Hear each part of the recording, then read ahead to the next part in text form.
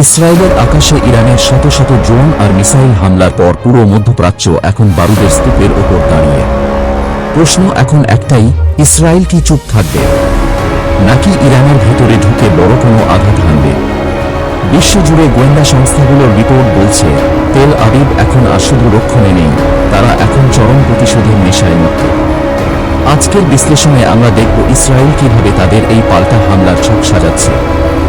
সামরিক বিশ্লেষকদের মতে, ইসরায়েল তিনটি বড় লক্ষ্যবস্তুকে সামনে রেখে তাদের যুদ্ধের পরিকল্পনা বা ওয়ার প্ল্যান চূড়ান্ত করছে।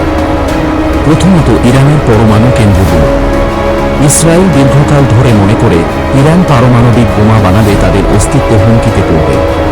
তাই এই সুযোগে তারা নাতাঞ্জ বা ফোর্দোর মতো সুরক্ষিত পরমাণু স্থাপনায় হামলা চালাতে পারে। দ্বিতীয়ত, ইরানের বিপ্লবী গার্ড বাহিনী বা আইআরজিসি প্রধান সদর দপ্তর এবং ব্যালিস্টিক মিসাইল লঞ্চিং প্যাড। যেখান থেকে ইসরায়েলে হামলা চালানো হয়েছিল সেই উৎসকেই ধ্বংস করে দিতে চায় নেতানিয়াহু সরকার। হামলা কি শুধু আকাশপথে হবে? না, ইসরায়েলের হাতে রয়েছে বিশ্বের অন্যতম শক্তিশালী সাইবার ফোর্স। ইরানের বিদ্যুৎ ব্যবস্থা, যোগাযোগ মাধ্যম এবং সামরিক রাডার ব্যবস্থাকে অচল করে দিতে তারা বড় ধরনের সাইবার হামলা চালাতে পারে। পাশাপাশি ইসরায়েলি বিমান বাহিনীর F-35 স্টিলথ ফাইটার জেটগুলো রাডার ফাঁকি দিয়ে ইরানের আকাশ সীমায় ঢুকে নিখুঁত নিশানায় আঘাত হানার সক্ষমতা রাখে। গোয়েন্দা সংস্থা মোসাদ কি তবে ইরানের ভেতরেই কোনো বড় ধরনের নাশকতার ছক কষছে? ইতিহাস বলছে, ইসরায়েল যখনই আঘাত পেয়েছে তারা তার চেয়েও বড় ধাক্কা ফিরিয়ে দিয়েছে। তবে এই পথ খুব একটা সহজ নয়।